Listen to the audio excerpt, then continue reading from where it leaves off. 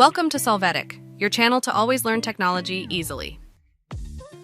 Below in the description, you will find useful links we used in this video.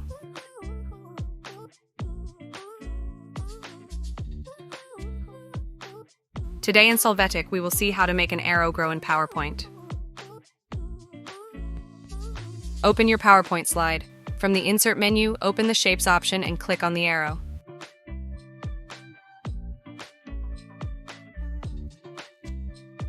Adjust the dimension of the arrow on the PowerPoint slide. After this, right-click on the arrow and click on Format Shape. From the side panel, in the color field, choose a color for your arrow.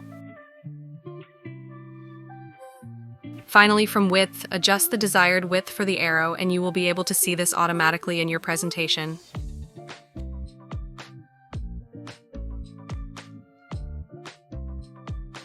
Hey, remember to subscribe Solvetic channel.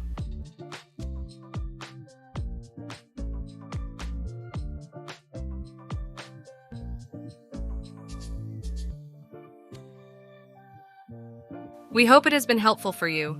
Here are links to watch more videos of your interest and subscribe to the Solvetic channel. Thank you.